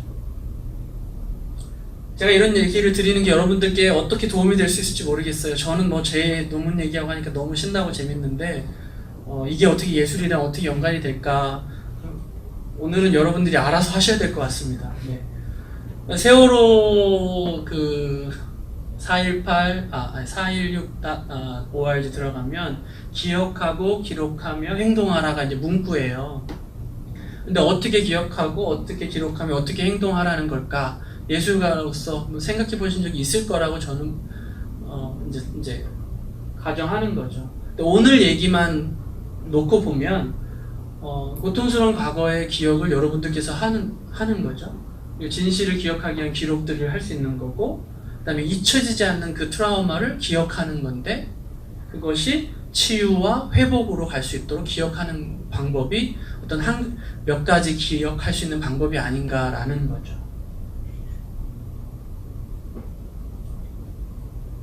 잊혀지는 게 가장 두렵다라고 유가족들 중에 뉴스앤조이에서 이제 인터뷰한 기사를 봤는데 너무 마음이 아프더라고요. 그러니까 본인들이 잊을 수 없는 기억이지만 본인들이 잊혀지는 게 가장 두렵다라는 이 참 기억이라는 것이 너무 굉장히 좀 뭐랄까요? 복잡 미묘한 거예요. 그래서 그런지 모르겠는데 세월호 이후 예술은 무엇이어야 하는가라는 그룹이 있더라고요. 뭐 들어가 보신 분도 있겠지만 그러분 보면 그 중에 이제 되게 와닿았어요. 그래서 제가 그대로 캡처를 했는데 광화문 세월호 광장 망각에 저항하기. 그러니까 예술가가 여기에 망각에 저항해야 된다라는 캐치프레이즈를 넣었어요. 제가 바라기는 지금까지 했던 강의에서 어떤 측면에서 이 사람들이 망각에 저항해야 된다 이해가 될 수 있었으면 좋겠어요. 그러니까 망각에 저항한다는 게 뭘까라는 게 이해가 됐으면 좋겠어요. 그래서 광장에 나온 사람들도 있어요. 그래서 어떤 여러 가지 조형물도 있고 막 있는데 그 중에 제 어떤 모르겠어요. 이제 사로잡았는데 랩을 막 싸가지고 이렇게 쓰셨어요. 저항하신 거죠. 뭐 이렇게 쓰고 뭐 제가 여기에 대한 평가는 하지 않겠습니다. 근데 이런 분들이 어떤 마음으로 어떻게 했다는 거를 정도는 여러분들이 이제 아실 거라고 생각해서 그냥 보여드리는 거예요. 그 다음에 또 다른 방식으로 기억하려고 하는 거죠. 그래서 그분들 이제 자녀들이 있던 방을 찍는 것으로 그 빈 방이라는 것도 있었어요. 노순택 작가님은 망각기계라는 시리즈로 유명하신데 광주 항쟁도 다루셨던 분이시고요. 그 다음에 기다리는 사람들이란 작품도 인상적이었고, 아이고 여기 계신 분인데 어떤 그쵸? 이렇게 하나 분 손가락이 없는 그런 것도 어떤 기억의 한 방법이 되는 것 같고요. 그 다음에 천국의 얼굴은 이렇지 않을까라고 한 작품도 있었고, 그 다음에 이거는 이제 파리에서 열렸던 전시회 사진들인데 돌아가신 분에 대한 추모나 진실이나 촛불이나 이런 얘기도 하고, 여기 자꾸 두 개씩 나와요. 네, 각자들 이렇게 상징을 이제 하시는데,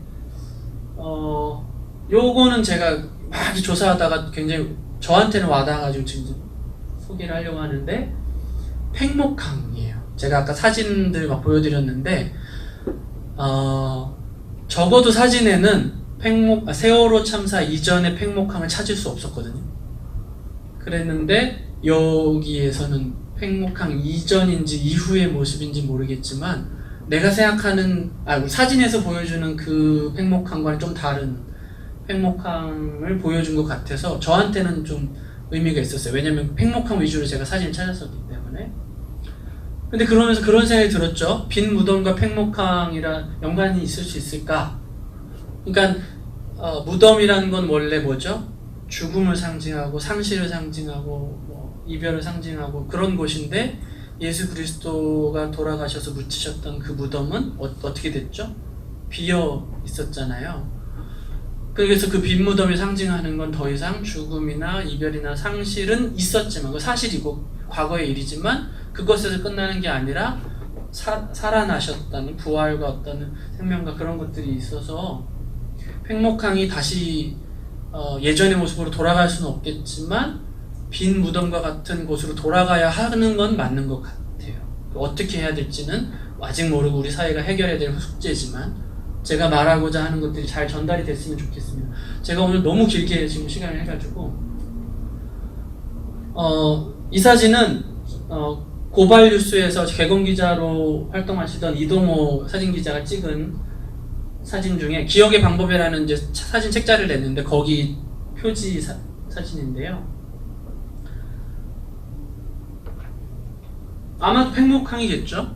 근데 그런 게 안 보이고 바다가 보이고 그 다음에 여기 경찰로 보이는데 경찰분께서 이제 서 계시고 여기 이상 가면 안 됩니다라고 하는 건지 아니면 여기 어떤 건지 모르겠지만 거기 지키고 계시고 아마도 수녀님 같은 옷을 입고 계신 분이 이제 그 경찰 분에게 고개를 이렇게 숙이고 계신 거예요. 근데 뭐라고 했을까 상상을 해보면 뭔가 왠지 미안합니다, 죄송합니다 뭐 이런 얘기를 했을 것 같은. 여러분들은 이제 스토리를 아시겠지만 아마도 이분이 아니라 이 팽목항에 가서 이 바다를 보면서 거기에다 대고 대신 미안합니다, 죄송합니다, 너무 속상하고 뭐 그런 마음으로 대신 사과를 하는 장면이 아닌가 싶어요. 근데 원래 사과는 누가 해야 되죠? 그거를 구출하지 못했던 해경이 해야 되는 거 아닌가요? 근데 해경은 못하고 뭐 본인도 민망하고 어땠는지 모르겠지만 고개를 숙이고 있고요. 대신 수녀님께서 미안하다고 하고 있어요. 바다를 향해서. 저는 이 사진을 보는데 만약에 누가 우리가 이제 법으로 하잖아요. 지금 세월호 그 진상조사회가 하고 뭐 이런 식으로 그것도 중요하고 매우 이제 의미 있는 일이지만 거기서는 이제 가해자 처벌하고 이걸 끝나거든요. 근데 피해자에게 누가 미안하다고 할 것인가? 그들의 마음을 누가 위로할 것인가? 그리고 그 고통스러운 과거로부터 이분들을 어떻게 할 것인가에 대한 얘기는 누구 몫인가를 고민하게 됐어요. 근데 공교롭게 또 이 사진에는 그 수녀님께서 대신해서 이렇게 사과를 하는 것이 우리 종교가 기독교가 교회가 해야 될 일이 아닌가 라는 생각들을 하게 해서 아주 많은 생각들을 하는 사진이었습니다.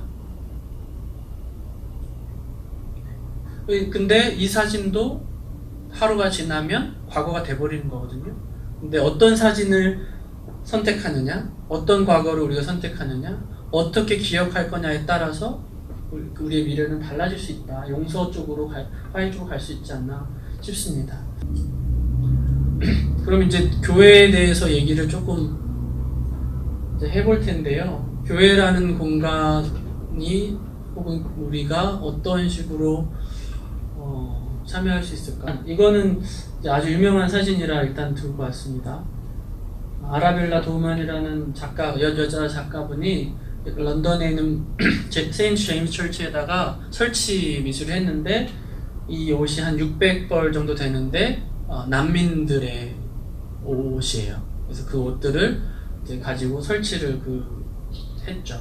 그래서 원래 예배 드리는 공간인데 예배 드리는 공간에 와서 난민을 떠올리도록 하는 작품인 거잖아요. 제가 이 작품이 작품에 대한 평가를 떠나서 제가 드리고 싶은 말은 예배 공간에다가 전시를 한다라는 것이 이제 전시 공간으로서 예배 그런 게 아니라 우리가 예배 공간에 간다. 그러니까 또 다른 공간을 얘기하는 거예요. 우리가 예배 드린다라는 것은 어쩌면 세상은 생각하지 않는, 관심 갖지 않는 것에 대해서 생각하고 기억하는 공간이 아닐까라는 얘기를 하고 싶은 거죠. 그러니까 이거는 이제 딱 이렇게 그냥 정말로 예배당에다 공간을 전시를 했고 그래서 이걸 보는 사람들이 난민에 대해서 생각하고 기도하겠죠. 이것도 좋은 방법이고 아주 많이 이런 식으로 이런 일들이 많이 늘어났으면 좋겠지만 조금 더 본질적으로 들어가면 예배라는 공간에 우리가 들어간다는 것이 사람들이 생각하지 않는 이슈들, 사람들이 그렇게 기억하지 않는 것들, 외면하라고 하는 것들을 생각해주고 떠올리고 하는 것이죠. 그렇다면 우리가 우리 여러분이 만드는 작품이 그게 전시 공간이든 바깥이든 이미지든 뭐 어떤 식으로든 그 공간을 만들어 준다면, 우리가 예배할 때 그런 사람들을 떠올리도록 해준다면 그건 예배가 되는 거는 아닐까라는 생각을 하게 돼요. 요건 그 전에 2015년에 있었던 리퓨지 보트였고요. 아까는 하우스. 이런 시도들이 좀 있었으면 좋겠습니다. 저희 100주년 교회가 됐든 어떤 식으로든. 그래서 예배와 작업과 교회와 예배당 이런 것들이 다 같이 굉장히 많은 것들을 말하죠. 그 다음에 또 생각해 볼 것은 성만찬인데요. 기독교에서 기억하라라는 말이 가장 직접적으로 나오는 건 성만찬이죠. 예수님께서 마지막 이제 만찬 때 이것을 행하고 나를 기억하라. 한글로는 기념하라는데 사실 기억하라죠. 그래서 성만찬에 관한 신학적인 그 기억과 연결해서 나오는 신학은 굉장히 많아요. 근데 여러분들도 뭐 여러 가지가 있겠지만 이 사진들을 보면 여러 기억들이 있을 수 있는 공간이 되는 것 같아요. 근데 여러분이 이제 성만찬 하시면 이제 목사님께서 이거 나를 기념하고 이것을 행하고 뭐 나의 피고 나의 살이고 이렇게 할 때 뭘 기억하세요? 네? 예수님을 기억하나요? 아니면 예수님께서 나를 위해 죽으신 뭐 그런 것을 기억하나요? 아니면 뭘 기억하나요? 은혜를 기억할 수도 있고요. 네. 저는 이제 성만찬이라는 그러니까 행위가 아니죠. 이거는 이제 예전인데 이 예전이 너무 중요하지만 이렇게 하고 저렇게 하고 뭐 기념하고 이것보다 더 중요한 건 뭘 기억하느냐가 중요하다고 생각하거든요.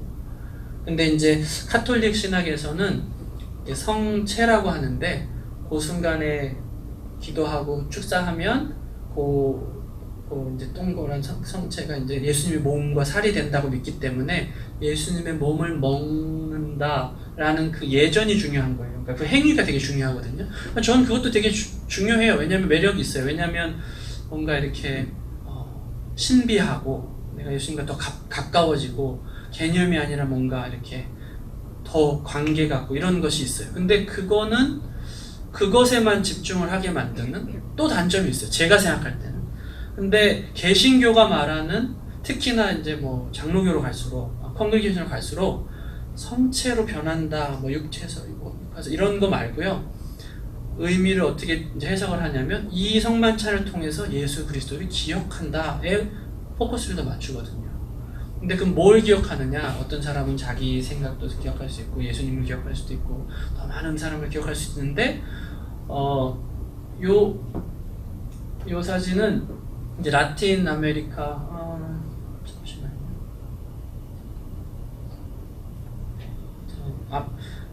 너무 많아서 이거 스크립트 안 보기로 한 오래돼가지고 이제 남미의 한 작가가 그린 건데 이분들의 기억은 이제 예수 그리스도께서 약자를 위해서 죽으시고 약자의 편에서 서서 그들과 항상 밥을 먹으셨고 그들과 함께 하셨다.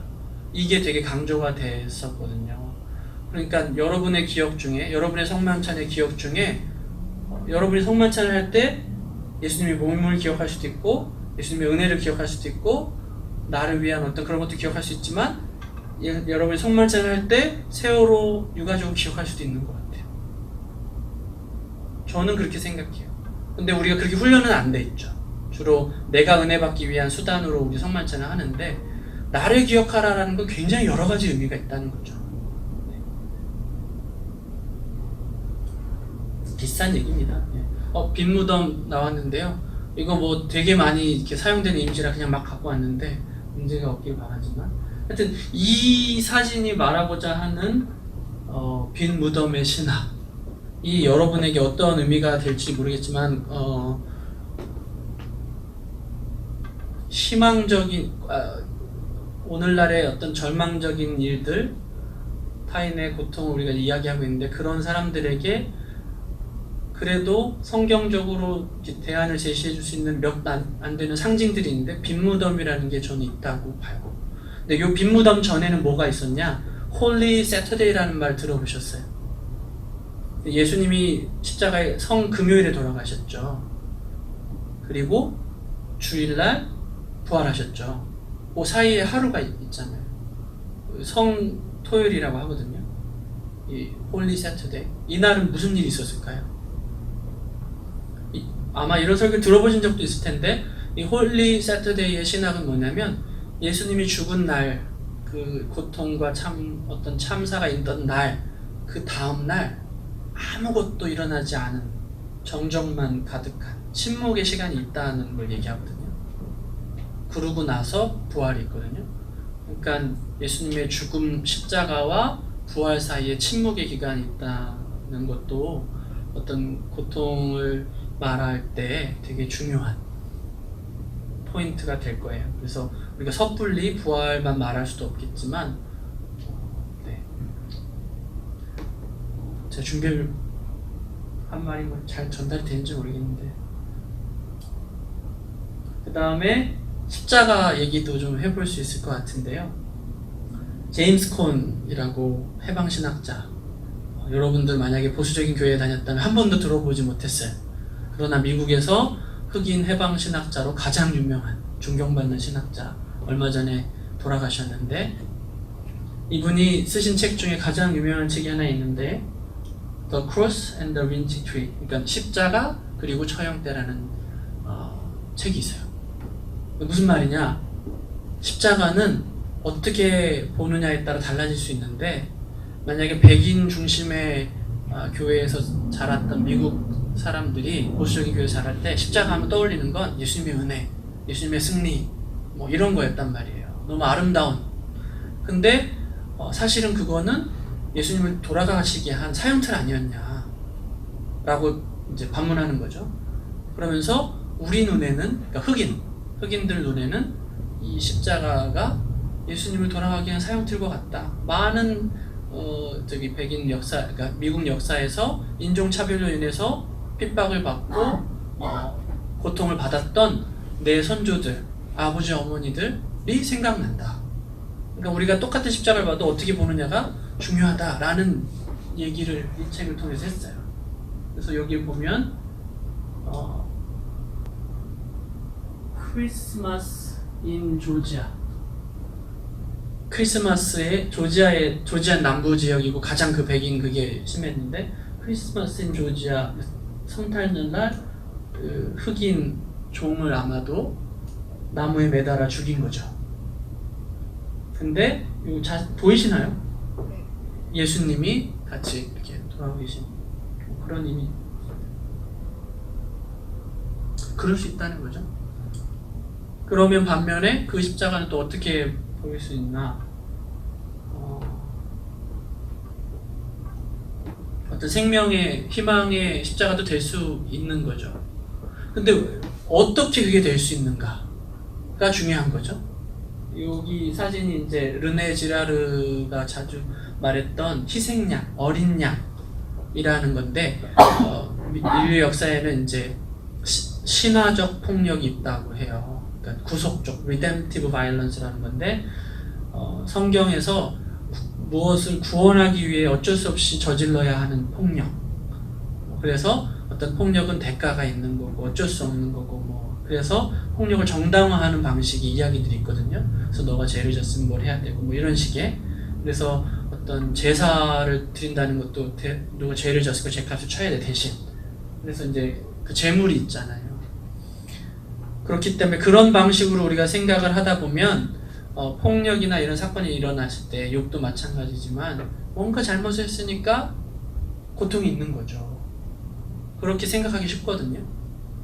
폭력이 그러니까 여기서 그러니까 여기는 육체적인 폭력만이 아니라 어떤 배제와 차별이 존재하는 거예요. 네가 그리스도인이 돼야만 구원을 받기 때문에 내가 너한테 가가지고 넌 타인인 건데 그래도 들어와야 되고 뭐 경계를 긋는 거고 그래서 선교를 하는 거고 전도를 하는 거고 막 그런 데서 오는 뭐 난민 얘기도 이제 하는데 난민 얘기도 그런 어쩔 수 없는 그런 게 있다. 뭐 이런 제가 이제 말하고도 너무 어렵게 말하는 것 같은데 이해가 되실지 모르겠는데 굉장히 어려운 컨셉이죠.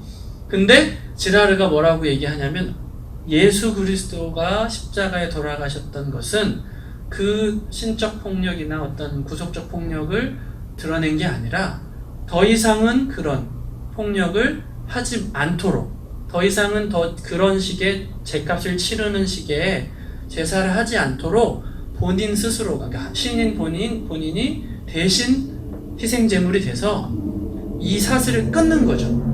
내가 마지막이야 라는 거예요. 그래서 이 예수 그리스도 어린 양은 the last scapegoat예요. 마지막 희생 어린 양. 그렇기 때문에 예수 그리스도의 십자가를 우리가 제대로 본다면 우리는 폭력을 폭력으로 갚고 악을 악으로 갚는 것이 아니라 예수 그리스도처럼 나도 악을 선으로 갚고 내가 그냥 져주고 내가 희생해서 남을 살리는 길로 가야 된다. 그 모델을 예수님께서 보여주신 거다 라는 거죠. 그 상징으로 봤을 때는 십자가는 사형틀이 아니라 뭐죠? 희생과 사랑과 용서와 어떤 배려와 그런 어떤 평화의 상징이 될 수 있는 거죠. 이 개념이 없이는 우린 십자가를 보면서 마냥 예수께서 다 승리하셨어. 크리스트 빅투스 하잖아요. 근데 그 개념에서 옛날에 이 개념을 없었을 때는 예수께서 악한 사람들, 악한 나라들, 악한 영들을 다 물리치셨다에 포커스를 맞췄거든요. 그래서 예수 그리스도 우리의 왕이시다. 그래서 정복자 예수 이렇게 했지만 최근에는 그게 갖고 있는 이제 최근에가 아니죠. 이미 오래전에 뭐 크로스의 십자군 전쟁이라든가 그런 것들이 그런 신학에서 온 거기 때문에 그런 성찰적인 데서 나온 개념이에요. 그렇기 때문에 우리가 십자가를 볼 때 이건 독일에 있는 십자가, 정원 십자가라고 해요. 정원에다 심어놓는 십자가인데 여기 꽃이 있고 그 다음에 요거는 한국에 십자가만 이제 만드시는 분이 있는데 그분이 만드신 예수꽃 십자가였던 것 같아요. 네. 그 다음에 요 마지막에 있는 십자가는 쿠바에서 만든 쿠바 십자가. 쿠바에서 이렇게 사용하는 십자가 말. 그래서 정원이 있고 집이 있고 마을이 있는 그런 십자가. 그러니까 십자가는 공동체와 마을과 그런 정원을 생명을 상징하는 십자가일 수도 있다. 그럴 수 있는 이유가 예수 그리스도께서 희생하고 죽으셨기 때문이다. 그러니까 그런 고통에 대한 모르겠습니다. 제가 지금 여러 가지 너무 많은 얘기들을 하고 있는데 그냥 알아서 선별적으로 들으시면 되겠습니다. 그리고 그런 의미에서 이 사진을 보여드리려고 앞에 거 얘기했는데 모잠비크의 젊은 아티스트 한 13명이 모여서 만든 조형물인데 이름은 Tree of Life, 생명의 나무. 그런데 뭐 이미 아시겠지만 모잠비크 내전 당시 사용됐던 양쪽의 무기들을 모아서 나무 조형물로 평화의 나무로 생명의 나무로 만든 거죠. 근데 이게 그냥 만들었다가 의미가 있는 게 아니고요. 모잠비크 내전을 마칠 때 우리가 더 이상 싸우지 말자 약속하고 평화를 약속하는 의미에서 서로의 무기를 서로 반납한 거예요. 그리고 그 무기를 가지고 나무 조형물을 만든 거죠. 그러니까 이거는 우리가 서로 싸우지 않겠다라는 어떤 평화의 약속이고 상징인 거죠. 그래서 모르겠습니다. 어떤 과거의 그런 고통이나 기억들이 어떤 방향과 방법과 기억의 과정을 통해서 이렇게 미래를 바꿀 수 있을까? 뭐 그런 예가 아닌가 생각이 듭니다.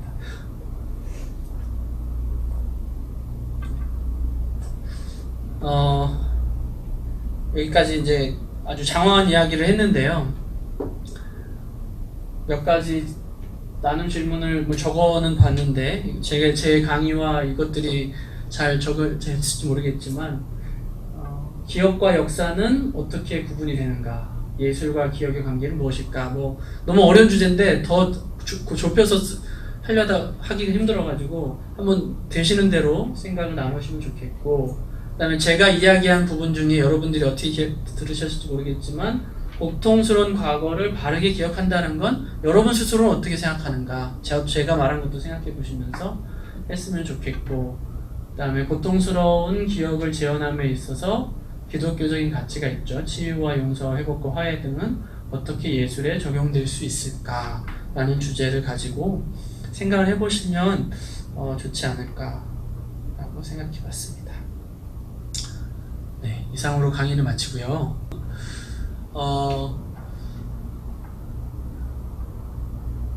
제가 생각할 때 어떤 과거에 있었던 일을 어떤 식으로든 이제 우리가 재현할 수도 있을 것 같은데, 역사적인 혹은 사회적인 이슈를 만약에 이제 할 때, 다룰 때, 그때 이제 기억이란 무엇인가에 대해서 한번 생각해봤으면 좋겠다는 것과, 그다음에 여러분들이 재현하는 작품들이 어떻게 다른 사회나 집합이나 대중기업들을 영향을 미칠 수 있는지에 대해서 저는 생각을 해본 거고, 근데 그런 방식이 딱 어떻게 돼야 된다라는 건 아니지만, 만약에 평화나 화해 이런 데 관심이 있고, 근데 그게 어떻게 하는 걸까? 그냥 전쟁의 모습이나 평화의 모습을 보이는 걸 그리는 것만으로 평화 미술인가? 라고 생각할 수 있잖아요. 그러니까 뭐 이렇게 평화로운 모습을 보여주면서 이게 평화다, 혹은 이렇게 전쟁이나 폭력의 모습을 보여주면서 이게 이렇게 전쟁이니까 우리 평화 원한다, 이 방식 말고 또 다른 건 없을까라고 생각하실 수 있을 것 같아서 나온 얘기인 거거든요. 근데 그 안에는 기억이라는 어떤 키워드가 있는 거고, 그 기억의 키워드에는 아까 말했던 이제 회복적 정의라는 어떤 믿음이 있는 거죠. 정의라는 건 결국 한 사람과 사람의 문제고, 그 사람의 어떤 상처, 그러니까 가해자로부터 받던 그것이 육체적 상처든 폭력이죠. 육체적 폭력이든 뭐 감정적인 거든 관계든 사회적인 거든 그 폭력이 행사하는 영향력이 있다고 보거든요. 그러니까는 사회는 되게 유기적이에요. 그리고 어떤 우리 뭐랄까 보이지 않는 사회도 있죠. 근데 그 사회에 어떤 행동들은 다 영향을 미치는 건데, 그 영향의 근본에는 저는 이제 관계가 있다고 보는 거죠. 그게 정답은 아닐 수 있지만 한 가지로 볼 수 있는 방식이에요. 그 관계에 집중하면, 그 관계를 어떻게 하면 사람들에게 생각나게, 기억나게 한다던가, 아니면 그 상처를 느끼게 지난주 얘기했던 공감하게 한다던가, 아니면 그 치유를 이렇게 폭력을 이렇게 치유하는 방향으로 갈 수 있을까를 고민할 수 있을 것 같다는 생각이 들고요. 그런 관점에서 볼 때 기독교가 말하는 용서와 화해라는 가치가 사실은 한 사회가 정의롭고 평화로운 사회로 갈 수 있는데 결정적인 역할을 한다는 거죠. 그러니까 꼭 예술이 아니더라도 우리가 용서와 화해 가치를 말하는 건 그냥 기독교적인 것이 아니라 이 사회에 굉장히 중요한 의미를 하는 공적인 역할이 된다는 거죠. 그래서 아까 잠깐 얘기하셨는데 평화를 위한 예술의 공적 역할이라는 말도 안 되는 이 주제에 기독교적 가치, 그러니까 용서와 화해와 같은 그런 관심이 어쩌면 사회를 평화로운 쪽으로 바꿀 수도 있다라는 것이 제가 생각하는 관심사입니다. 네, 그러면 강의 마치도록 하겠습니다.